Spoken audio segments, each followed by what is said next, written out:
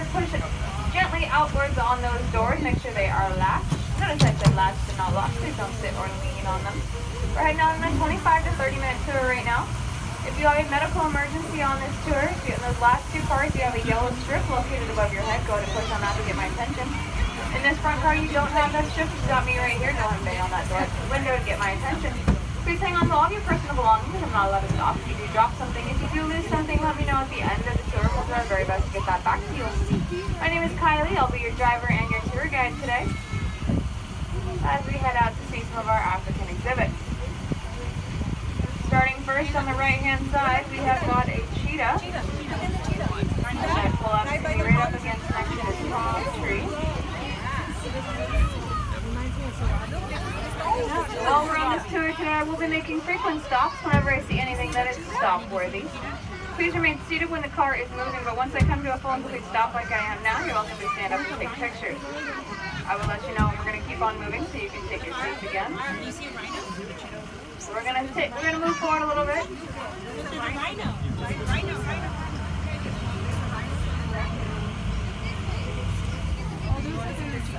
The fastest animal on land right there, top speed about 70 miles an hour. That animal is designed for speed. They've got a very flexible spine that allows their body to move in a way that allows them back to speed. On our left-hand side, that is East Africa, one of the two largest exhibits here at the Safari Park, 60 acres. We will be coming back this way at the end of our tour, so I'll talk about those animals again at the very end. We're going to start over here on the right-hand side. We've got some bird exhibits. So in this exhibit, you might see some birds over there by the edge of the water, taller white birds with orange beaks and black tips on their ends of their wings. Those are European storks. We've also got birds like wattle cranes and West African black-crowned cranes in this enclosure. There's also a whole bunch of little, smaller birds kind of hanging out near the edge of the water. Those are going to be wild birds that choose to make their home here at the Safari Park. Also on the right-hand side, pulling up, you see some very tall pink birds. This is our flock or flamboyant of greater flamingo. Now as you're looking out there, you might notice some of those birds aren't quite pink. They're more black and white. Those are the juveniles. They were the ones that hatched this summer. And they'll start to get that pink color as they mature a little bit more. We are breeding this animal. We have, in the last few years, we've had 25 to 30 eggs hatching usually in the summertime.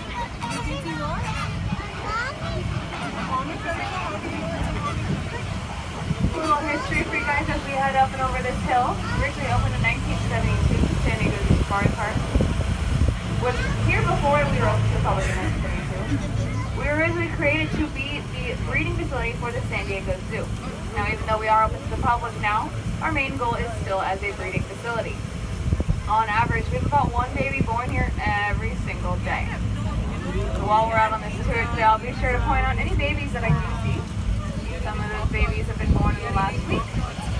And there could have been, who knows, a baby born today. We'll keep our eyes out.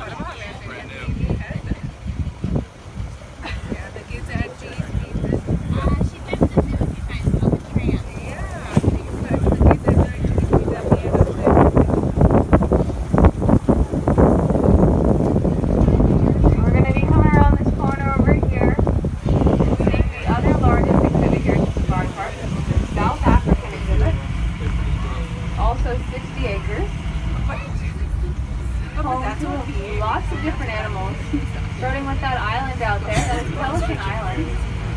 Pelican Island is home to two species of pelican, the great white pelican and the Dalmatian pelican. There also is a third species that chooses to make their home there, and that's the American pelican. And that's a wild animal, just like those other birds.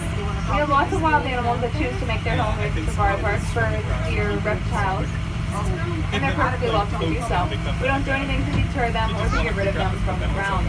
If you were a wild animal, this isn't a bad place to be. Lots of free food and no predators in these enclosures. As we kind of look out to this exhibit over here on the left-hand side, these wide open exhibits were the goal and dream of Dr. Charles Schroeder. He was the former director of the San Diego Zoo. And he wanted to create these wide open enclosures filled with animals that would be found together naturally in the wild as well. All of these animals are animals that would be found in the same region and could be as close as they are right now. The wide open enclosure also contributes to our success of our breeding by creating such a natural environment. On the right hand side, as I go by slowly, you'll see kind of up near the fence line and a little bit into those trees, you'll see our Greggy zebra enclosure.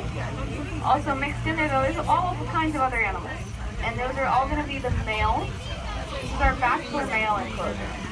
We rotate the males in and out of these herds and our other large enclosures to keep our population healthy and also to limit any aggression or fighting for dominance between males in large herds. On the right hand side, we've got some more birds. Up here next to the water, we've got some yellow-billed storks and a spoon-billed. You can see why it's called a spoon-bill. It's shaped just like a spoon. And then there's one large bird hanging on top of that rock pile. That is a repelled vulture.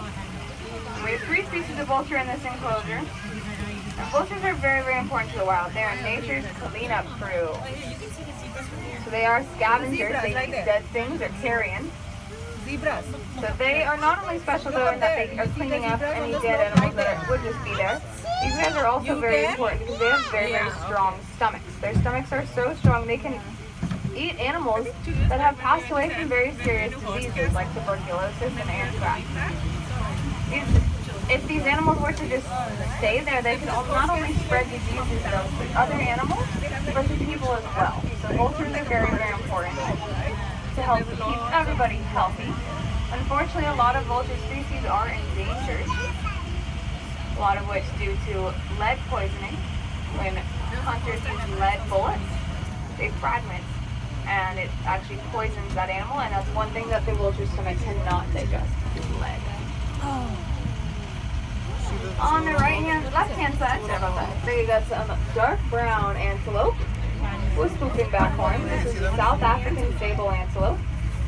Now it looks like they're just relaxing, maybe even sleeping, not really doing much. But if you look closely, every single individual is faced in a different direction. It's called an alert circle. But when you're a prey species, you always have to be on alert. But it's hard to be a single animal looking in all directions for any danger. For this herd, they face a different direction, so then they can, when they're relaxing, they know that the rest of their family is looking out for them. They don't have to look in all directions, they can just look in one direction and relax. If you look right in the middle kind of that group as well, you'll see a lighter colored, smaller antelope. That is a baby sable antelope. And if everybody's looking in different directions, the safest place you're going to want to be is right in the middle. All sides of you are covered by someone looking at you. So on the hillside, we've got a wildebeest laying in the grass just on the side of that road. There's no baby wildebeest because wildebeest are born using what's called synchronized birth. So that means within a few days, usually in the summertime, all the pregnant females are going to give birth. And that's unlike these other animals who try to give birth all throughout the year. And that's to kind of to give those babies a better chance. There's safety in that. Wildebeest babies are also pretty impressive. 4 minutes after they're born, they can stand up.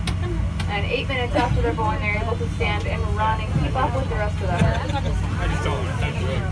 These brown, shaggy animals over here on the left-hand side, these are Ellipsan water bucks.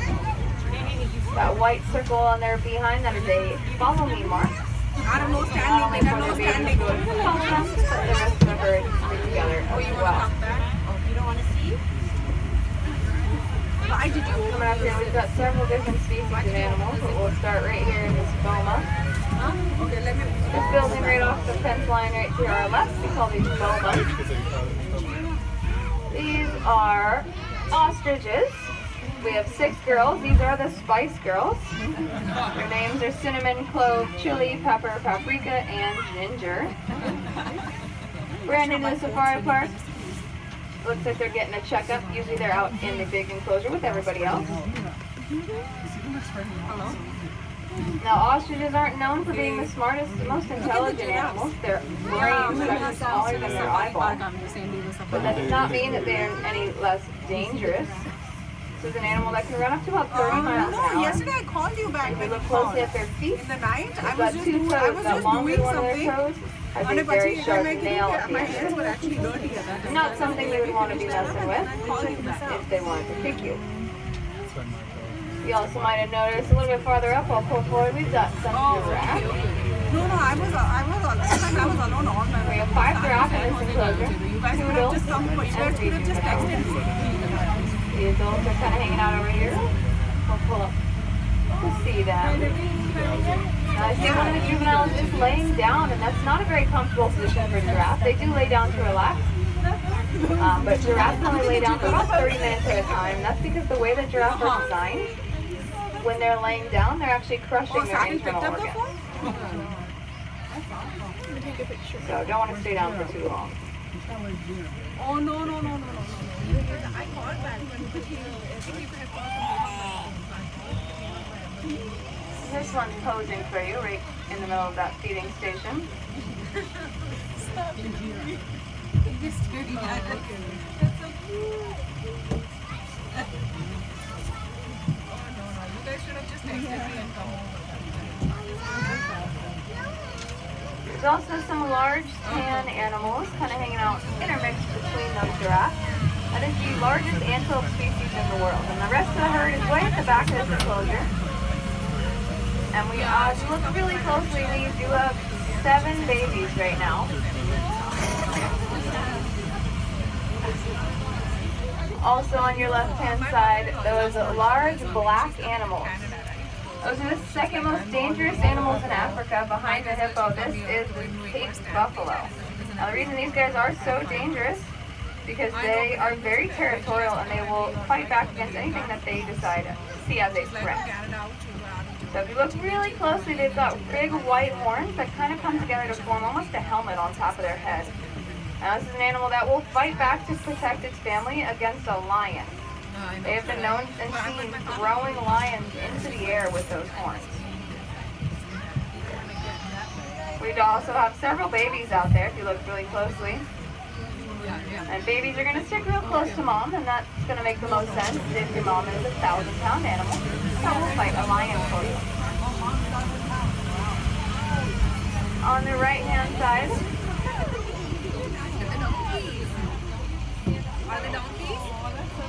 we've got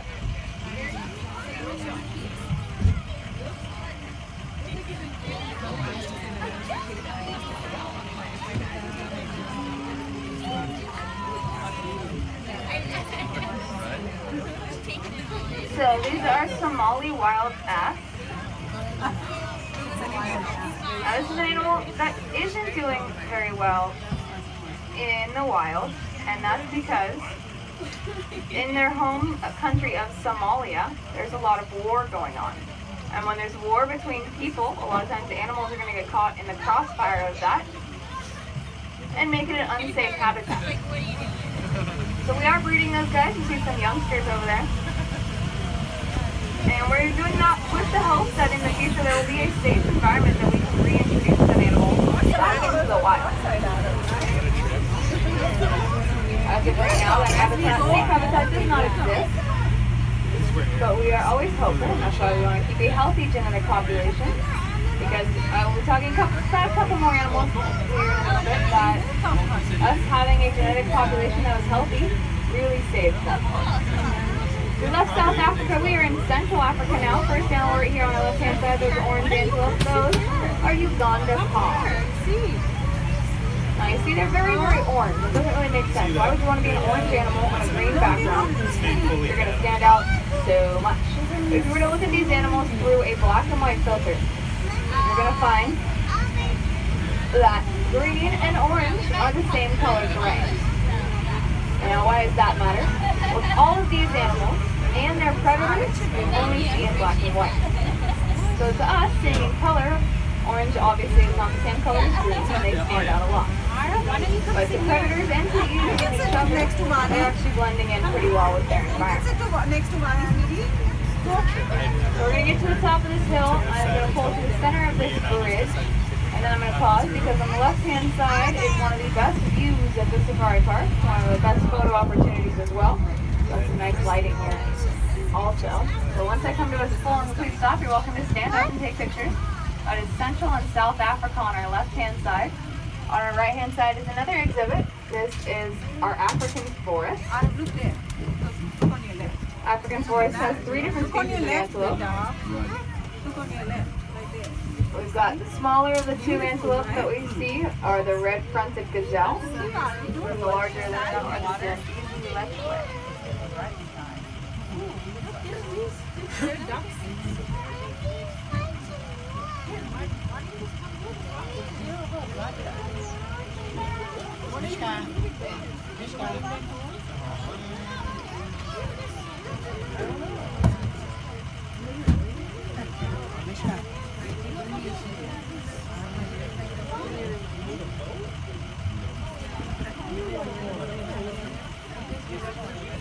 From up here, you can really see what Dr. Charles Schroeder wanted to create with these large opening closures with animals roaming as freely as possible, all while helping their species out.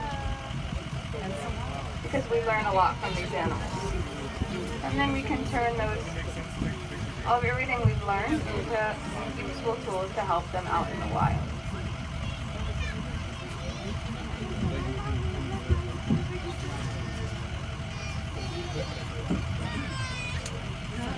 Alright, we're going to keep moving forward again. There's 2 species of antelope on the right-hand side as we kind of come around this corner. They're up near the front of the tram. The smaller of the 2 are the red-fronted gazelle. Larger of the 2, the Zambezi lechwe. Again, more orange antelope, or orangish color.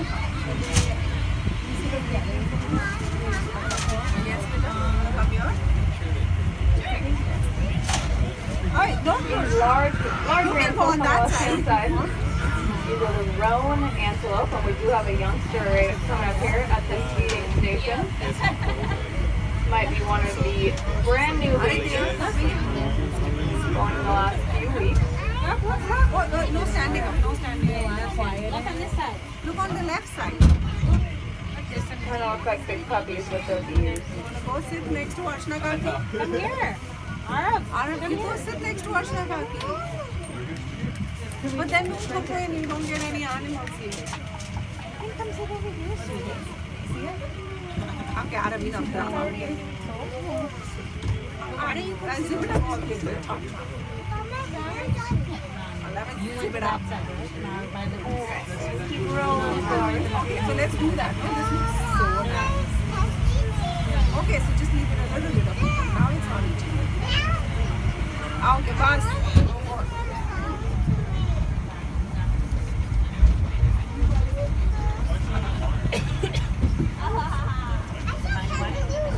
Where did you see kangaroos? Right across the way on that clearing, those are the greater kudu. The male is off to the right-hand side of the group. He's got those gorgeous, huge corkscrew horns. Now again, this is an animal that could be blending in with their environment with that coloring, but if you look really closely, they have an extra step. They have white lines going down their side, and that's going to help them to blend in even more by breaking up their outline. Oh, those horns are really cool. Okay, when you are big, the big means how much big? Then how many years old you are? Yeah, it's a big thing out there. You straight away come at that time? You come with your wife at that time. So you won't come with your baby sister? When your sister is there? Come with your own wife and kids. Head back into South Africa. Yeah, but when she's of your age, you can come back again, right? You have to go hiking when you go big? That's exactly what we did too. Oh, this is You're going to be a daddy then? Oh, yeah. they did too. From up here, if you look right down on that south side, you see some of those babies how to do, and like I said before, we do have You 7 look like your right now. daddy. But this is the largest antelope species in the world, so big babies. A couple of those are only about 2 You or couldn't put 3 that in your weeks old. house. You can bring, yeah. Definitely. You guys do have those white stripes. We do have a wild animal on our right-hand side as I kind of pull up. Oh, yeah, no, that's not a kangaroo. That's a deer, sweetie. That's a deer. Those 2 deers. One of the wild species that chooses to make their home here at the safari park. We do have a field deer that normally live on a trap trail back here next to our large enclosures. We also have wild animals that live even within the main parts of the park, within the planted areas. They're found in Australia. Also on top of this tree on our left-hand side, we've got our That was not a hawk. kangaroo. That was a deer. Checking out all these very large animals. So like I said before, we have more mule deer on the right-hand side. So they choose to live here. They'll sometimes jump into the enclosures and get some free food. They go into the elephant enclosure a lot. It's easy to get in and out of, and they like their food.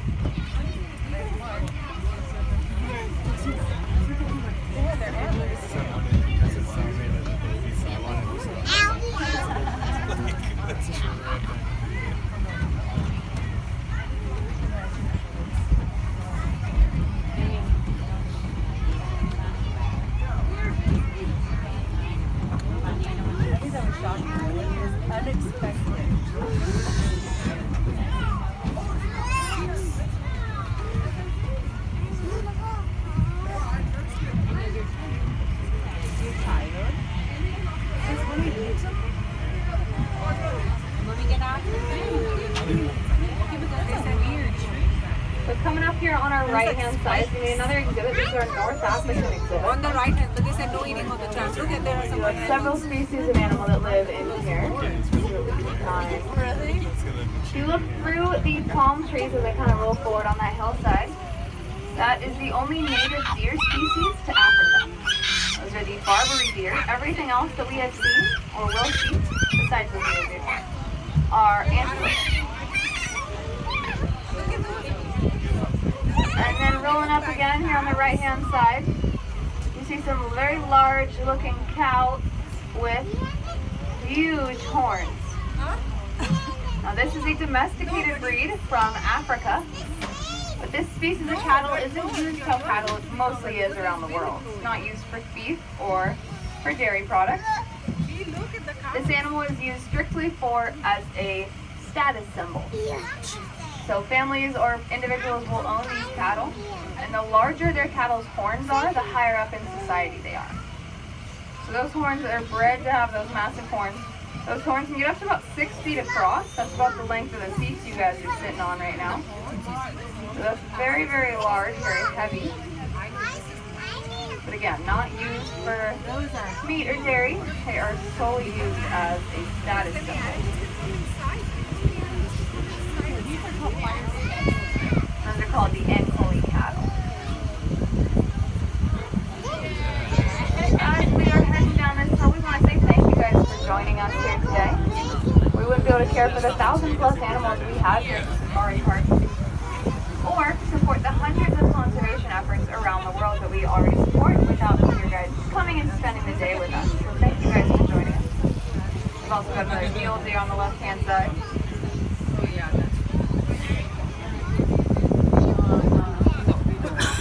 Now, as we're coming around the corner, we might start to see some of these animals become a little bit more active. And that's because a lot of these animals are what we call crepuscular. What that means, it's a word that fits in with nocturnal and diurnal. Yeah, that's why you need to make you're sure awake you at have night. a baby on. Diurnal meaning you're awake during the day. Crepuscular means that you're most active at dusk and dawn. Now, most African animals are going to be this way, and that makes a lot of sense for them because of the weather. In Africa, it's very, very hot during the middle of the day, and it can get very, very cold once the sun goes down. So being active at dusk and dawn, hunting, getting your food, moving around, that's going to help you get all of your activities done without using extra energy to either stay cool or stay warm. So animals like lions, all these antelopes, rhinos, giraffes, all named crepuscular. Most actually dusk and dawn. Other animals that are like this are tigers. We're coming back around the corner, back to East Africa. In East Africa, another 60-acre enclosure. We've got animals like those giraffes over there. Over on the hillside, we got Nile Lechway, Why do the parents have to Grant Gazelle, and Lipson Waterbuck. And then she's like, Also in this enclosure are some southern white rhinos, one of which is just chasing a mom and baby. So we'll pull up and see what's going on over here. We've got a lot of giraffes. Rhinos chasing rhinos. That is a southern white rhino, female. Not sure why she's doing that. Once they get to the food. All those antelopes she was chasing, those are fringe-eared oryx. There's a baby right there, kind of close to us. And again, southern white rhinos right here. The most social subspecies of rhino. When we first started breeding these guys, we had a male and a female, and we were not having any babies. Then we created these wide open enclosures and added more animals. What we discovered was that this species of rhino will not have babies unless they're surrounded by other females. Gotta have their girls. Once we figured that out, we got much better at breeding them. Justin is our youngest southern white rhino. I don't see him right now, but if I do, I'll point him out. He was the 97th southern white rhino born here at the safari park. He's about 10 months old now.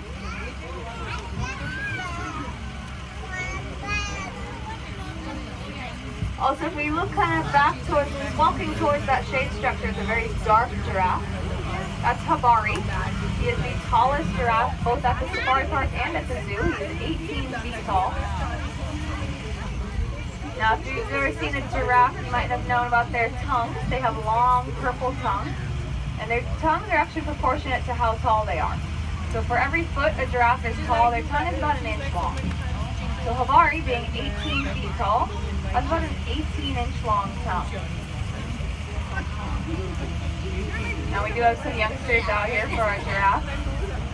When baby giraffe are born, they are 6 feet tall right off the bat.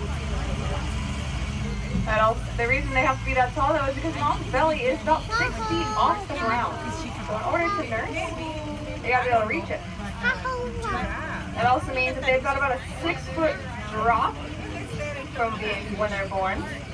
Seems like a very rough way to enter the world with a 6-foot drop to the ground. But that 6-foot drop is really important. It helps them to take their first breath, and it also breaks the umbilical cord.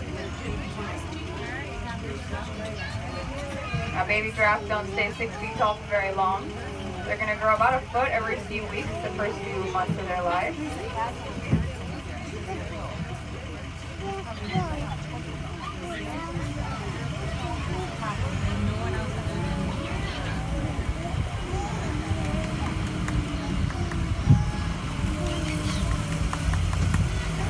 As we are wrapping up our tour, again, we want to say thank you guys for joining us tonight. I want to say thank you on behalf of all of us and the animals here at the park. Again, I hope you guys can care for them or support them to not take back around the world without you guys supporting us. Get our animals about 9,000 pounds a day. It comes to a price tag of $95,500 a month just to feed our animals. So thank you guys for joining us. I hope you guys enjoyed your day so far. So as we pull up to the dock, it is like a bit more, so we stop here, so you can reach the other side on the right-hand side. You can go forward and open the doors. Remember to grab all of your personal